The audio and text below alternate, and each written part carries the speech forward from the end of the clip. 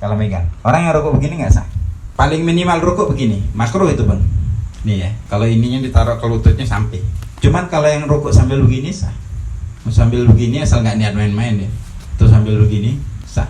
Cuman sunnahnya begini, letakkannya. Kalau afdalnya kan begini tuh. Ini sampai kayak papan yang lurus. Itu. Dan ini diletakkan di situ. Paling minimalnya rukuk begini.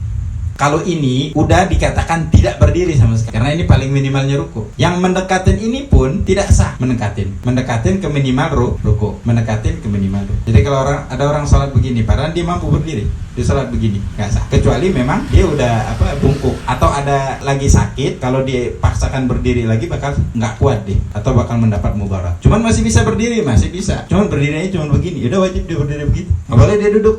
Karena ada kaidah al-maisur la yaskut bil ma'sur. Sesuatu yang gampang itu tidak gugur dengan sesuatu yang masih bisa dilakukan walaupun dalam keadaan susah. Karena kesusahan ya bisa. Jadi sesuatu yang masih bisa dilakukan. Jadi gitu ya. Ini paling minimal rukun. Jadi begini nggak sah nih.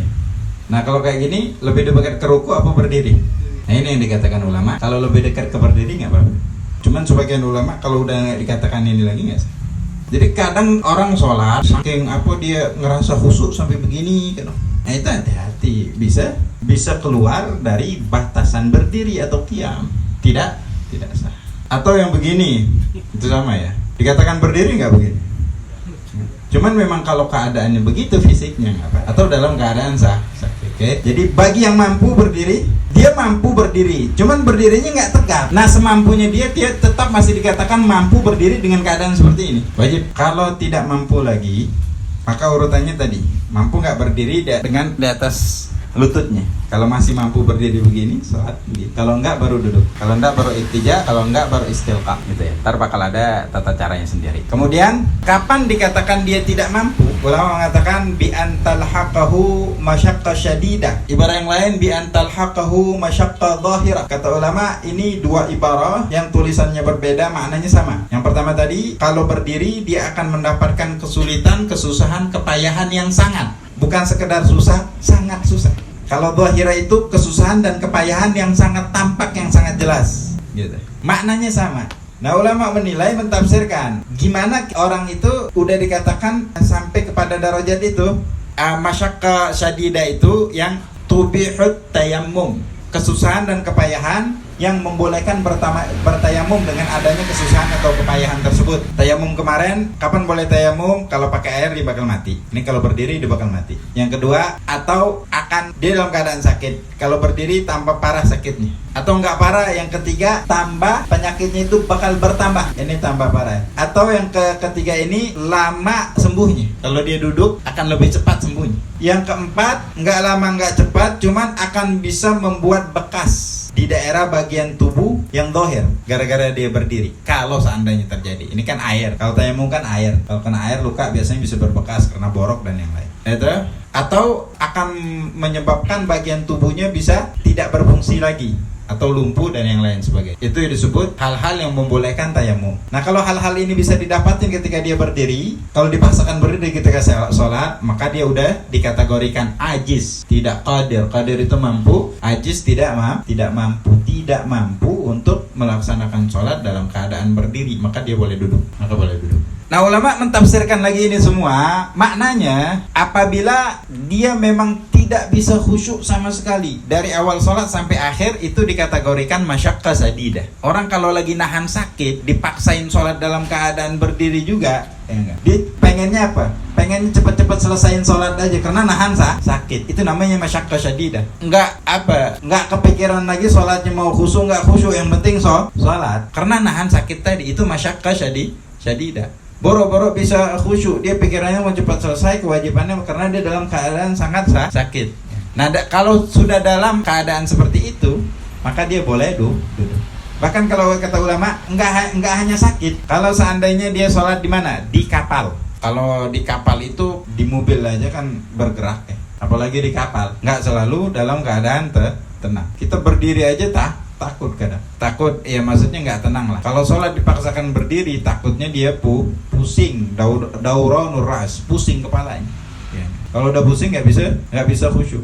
Kalau ditakutkan hal itu, boleh dia sholat dalam keadaan duduk. duduk. Boleh dia sholat dalam keadaan duduk.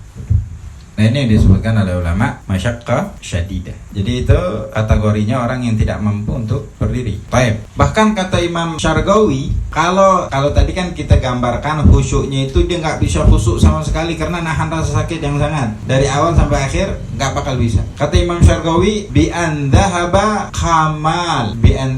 kamalu khusyu'ihi. Kesempurnaan khusyuknya, dia masih bisa khusyuk, cuman nggak sempurna karena masih nahan sakit tadi. Ini pun udah boleh duduk, Imam Syargawi. Baik.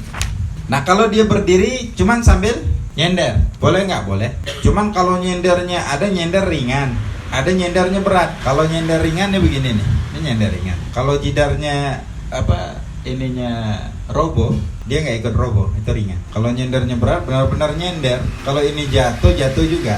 Nah kalau sampai kayak gitu makruh, atau senderan ke samping, ke kiri atau kan, itu makruh ya. Taib, kecuali dia ada hajat, nggak mampu kecuali begitu. Qiyam ini rukun ya. Kalau tidak mampu baru. Kalau dia mampu dia berdiri, cuman harus ada yang bantuin, Maka wajib berdiri dia, dan wajib cari orang yang bantuin dia. Walaupun orang itu nggak mau bantuin kecuali dibayar, wajib dia dibayar. Wajib dia mengeluarkan uang, bayar uang, upah orang, diupah untuk bantuin dia supaya bisa berdiri untuk sholatnya. Wajib. Ketika orang itu meminta bayaran yang standar lah, kalau dengan kerja yang seperti itu standar, mungkin ya sehari semalam yang begitu. Berapa bayarannya standar, dan dia memiliki uang untuk itu. Standarnya apa? Standarnya dia ini orang yang tidak boleh menerima zakat begitu. Fadil amma yu'tab. Oh enggak, dia itu bukan yang tidak berhak. Lebih jauh dari itu, kalau dia memiliki kelebihan yang bisa dimakan dalam satu hari satu malam, rata-rata orang bisa tuh bayar tuh. Artinya ini fokus ya. Jadi jangan gampang-gampang, udahlah nggak mampu nih, harus dibantu, capek harus dibantu. Enggak, memang harus cari dia. Memang harus cari. Untuk anak, ini masih ada kewajibannya untuk bantu orang tuanya untuk bisa sholat. Ya. Nggak boleh dibiarkan. Kalau dia bisa, cuman harus dengan bantuan tongkat, wajib sholat buat tongkat. Wajib. Kalau dibantu ya dibantu. Walaupun Ibn Rif'ah, salah satu ulama dalam mazhab Imam Syafi'i, mengatakan kalau dia nggak mampu kecuali harus pakai kayu atau ada yang bantu, maka tidak wajib lagi berdiri. Udah dikategorikan tidak mampu. Itu pendapat lemah dalam mazhab Imam Syafi'i. Kan kalau memang sulit ya nggak apa-apa, taklid dengan. Cuman begini, kata ulama, kalau dia sholat sendirian, dia bisa sholat dalam keadaan berdiri. Cuman kalau sholat berjamaah nggak bisa dia. Karena sholat berjamaah kita nungguin imam. Imam itu sendiri kadang kalau dia sholat berjamaah jadi imam lah lama. Coba dia sholat sunnah, kayaknya begitulah orang. Kalau sholat berjamaah agak lebih lama, kalau sholat sendirian lebih cepat. Nah kalau sholat sendirian dia bisa sholat berdiri, cuman kalau berjamaah nggak mampu, dia nggak kuat, maka boleh dia sholat berjamaah. Walaupun dalam hal ini sholat sendirian lebih afdol daripada sholat jamaah. Dalam hal ini, kan dalam hadis sholat berjamaah itu lebih afdol, 27 derajat, riwayat yang lain 25 derajat daripada sholat sendirian. Ini pengecualian. Karena di dalam sholat sendiriannya ini dia bisa sholat secara sempurna dengan berdiri. Kalau itu nggak bisa, karena sholat dalam keadaan duduk. Bahkan Imam Ghazali mengatakan kalau sholat sendirian lebih khusyuk dibanding sholat berjamaah, sholat sendirian lebih afdal. Cuman para ulama yang lain nggak ada yang sepakatin pendapat Imam Ghazali. Banyak yang menentang. Artinya tetap sholat berjamaah lebih afdal. Karena kalau dipakai kayak gini orang dengan alasan khusyuk nggak mau berjamaah, padahal malas ke masjid, nggak, lebih khusyuk di rumah. Padahal nggak. Yang dia namakan khusyuk itu nggak ada khusyuk-khusyuknya sama sekali.